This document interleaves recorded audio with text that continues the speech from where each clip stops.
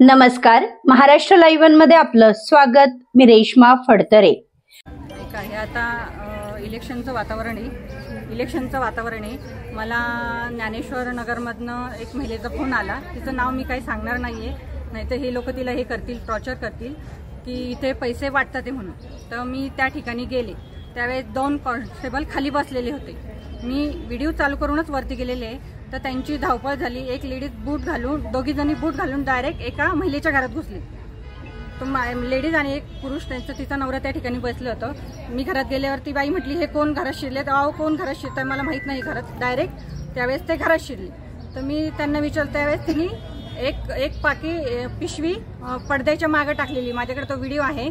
आणि दुसऱ्या दोघी जणी वरती गेल्या. त्यांनी टेरेसचा दरवाजावरनं आतनं लावून घेतला. माझी मुलगी त्या ठिकाणी दुसऱ्या टेरेसवरनं गेली. त्यावेळेस तिची शूटिंग काढली. त्यावेळेस त्यांनी टेरेसवरनं खाली बॅग फेकलेली आहे. आणि त्यावेळेस मी तिला विचारलं की बाबा तुम्ही का करता असं? हे वातावरण खेळमेळीचं चालेल, तुम्ही असं करता? तिने मला शिवीगाळ करायला सुरुवात. तुझा काय संबंध असं तसं? आणि खाली आल्यानंतर जे कॉन्स्टेबल होतं त्यांनी पण माझा हात ओढला. काय संबंध? पोलिसांनी लेडीजचा हात ओढायचा काय संबंध? त्या ठिकाणी हात ओढला. त्याच्यानंतर सगळेच जमा झाले. त्याच्यानंतर पुढचं तुम्हाला चित्र स्पष्ट आहे. आज आपण सर्वजण मावळ विधानसभेच्या इलेक्शनच्या निमित्ताने सर्वजण प्रचार करत आहे. तर आज आमचा प्रचार तळेगावातला प्रचार नव्हता, त्यामुळे मी आज आंबे ठिकाणी गेले होते. आणि मला मायाताईचा फोन आला. तसंच मला डोळसनाथ कॉलनीतून पण फोन आला की इथं असं पैसा वाटप करतात आहेत. तर मायाताई गेल्यानंतर त्यांनी डोळसनाथ कॉलनीमध्ये त्यांना हात जोडून विनंती केली की तुम्ही महिला भगिनी आहेत, तुम्ही पैसे वाटप करू नका. त्यावेळेला देखील त्यांच्याकडे पिशवी होती हातामध्ये, पण तिथे कुठल्याही प्रकारचा गैरप्रकार घडला नाही किंवा भांडणं झाली नाही.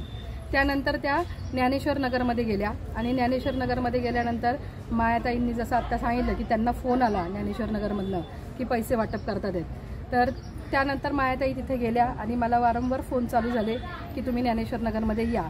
तर मी आंबीमधून इतकी फास्ट निघाले की मी 10 ते 10 मिनिटांमध्ये मी तळेगावमध्ये पोहोचले. आणि ज्ञानेश्वर नगरमध्ये मी ज्यावेळेला गेले त्या बिल्डिंगच्या खाली, त्यावेळेला ह्या 4-5 महिला तिथं उभ्या होत्या. आणि त्या तिथं उभ्या असताना मी त्यांच्याबरोबर फोटो काढले. फोटो काढल्यानंतर त्यांना मी फक्त म्हणलं की अरे तुम्ही काय करताय म्हणून, प्रचार करा. मग वरती खूप आवाज चाललेला होता. वरती गेल्यानंतर पाहिलं तर एक महिला भगिनी आमदार सुनील शेळके यांची जी कार्यकर्ता आहे, तर ती अक्षरशः माया भेगडे यांना म्हणली की त्यांनी माया भेगडे यांची लायकी काढल्यानंतर मग तिथून ते पुढं सगळा गोंधळ चालू झाला. आणि हा चालू असताना खरंच त्या महिला भगिनींची इतकी गडबड चालली होती की ज्यावेळेला मी खाली जरी आले त्यावेळेसच्या पण 2-3 महिला पळून गेल्या. त्यांच्या हातामध्ये पण पिशव्या होत्या. तर त्यावेळेला मला हा प्रकार माहीत नव्हता की त्या पिशव्या घेऊन हे वाटतात आहेत, पैसे वाटतात आहेत. तर माझं एकच म्हणणं आहे की जो काही प्रकार चालला आहे, माझ्या माय माऊलींना मी एक विनंती करेल की थोड्याशा आमिषापायी मला असं वाटतं काहीतरी रोजगार निर्मिती त्यांना चांगल्या कामातून करून द्यावी, ना तर पैसे वाटून त्यांना रोजगार निर्मिती करून देतात आहेत की इतक्या घरांना पैसे वाटले तर एवढे पैसे तुम्हाला दिवसाची रोजंदारी मिळेल. तर अशा प्रकारची रोजंदारी माझ्या मायमाऊलींना न द्यावी, त्यांना त्यांच्या स्वाभिमानाची काहीतरी रोजंदारी द्यावी. आणि अशा पद्धतीचं राजकारण जे महिलांचं राजकारण घडवण्यात येतंय ते कुठंतरी थांबवावं ही मी मावळवासियांच्या जो आत्ताचे जे चालू आमदार आहेत त्यांना मी विनंती करेल की कुठंतरी हा प्रकार थांबवा. महिला भगिनींना आमिष देऊन पैसे वाटपाचा प्रकार थांबवा. पैसे वाटत असतील तर पुरुष बांधवांनी पैसे वाटावे, पण महिला भगिनींचा पैसे वाटताना वापर करू नये एवढीच मी विनंती करेल. धन्यवाद. ओके. ताई, त्यांनी तुमच्यावर आरोप केलेले की तुम्ही त्यांना काहीतरी इजा केलेली आहे, त्याबद्दल तुम्ही काय सांगाल? नाही, मी ज्या वेळेला आले त्यावेळेला मी हे सगळं काही थांबवण्याचा प्रयत्न केला. मी शांतता कमिटीमध्ये असल्यामुळे की जो काही प्रकार चालू आहे तर त्यावेळेला मी सगळ्यांना थांबवण्याचा प्रयत्न केला. पल्लवी शेळके असतील, तिथे माझी जाव स्वाती दाभाडे होत्या, की त्यांना देखील आपण विचारा की आपण सामंजस्याची भूमिका घेऊन तो प्रकार सर्व काही जो घडत होता तो थांबवण्याचा प्रयत्न केला. आणि तिथे थांबवून सगळ्यांना मी खाली देखील पाठवलं. पोलीस बांधव देखील आले, ते पण म्हणले की सगळ्यांनी खाली चला. तो प्रकार तिथं थांबला. आणि थांबल्यानंतर प्रत्येकजण हा खाली जिने उतरून गेला. जिने उतरून गेल्यानंतर ज्या कोणी महिला भगिनींनी मी खाली गेल्यानंतर दाखवलं की बघा असा प्रकार घडला, माझ्या हातावरती असं माया त्यांनी केलं. तर मी तिला एकच प्रश्न केला की ज्या वेळेला मी आले त्यावेळेला ती खालीच होती, त्यावेळेला तिच्या हातावर काही नव्हतं. आणि ऑलरेडी माया त्यावेळेला वरती असताना, बिल्डिंगमध्ये असताना, वरून खाली आल्यानंतर लगेच कसे काही वरखडे आले ते स्वतःच्या हाताने जर केले असतील तर खरंच चुकीच्या पद्धतीने हे राजकारण घडवू नका महिला भगिनींचं.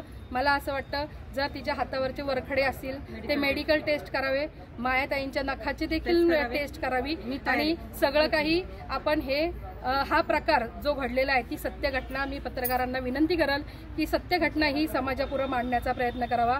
अजून एक खूप मोठा प्रश्न आहे मला की जो प्रकार करतात की गुंड गुंड गुंड गुंड, खूप मोठा प्रश्न पडलेला आहे की मावळ तालुक्यात नक्की गुंड कोण. जो धब्बा लावला जातोय आमच्या नावावरती की गुंड गुंड गुंड म्हणून, तर मावळ तालुक्यात गुंड कोण हा खूप मोठा प्रश्न आहे. आज माझ्याबरोबर महिला भगिनी आमच्याबरोबर फिरतानाच्या ज्या महिला भगिनी आहेत आता ते येणार आहेत तिथं पण, तर त्या महिला भगिनींना पण रात्री आमदारांच्या कार्यकर्त्यांनी त्यांच्या घरात बसून त्याच्या नवऱ्याला आणि तिला स्वतःला धमकी दिली का तर तिने एक भाग पूर्णपणे दाबून ठेवलेला आहे आणि तो पूर्णपणे भाग तिने सांभाळलेला आहे. म्हणून तिथल्या महिला कुठल्याही ह्यांना अप्रोच होत नाही म्हणून त्या महिला भगिनीला आणि तिच्या नवऱ्याला रात्री घरात घुसून धमकी दिली. म्हणून मी मावळ तालुक्याच्या जनतेला म्हणाल की नक्की गुंड कोण, ह्या गुंड कोणची शहानिशा माझ्या मावळ तालुक्यातल्या जनतेने करावी आणि गुंडगिरीचा प्रकार कोण करतंय काय करतंय हे देखील त्यांनी पाहावं.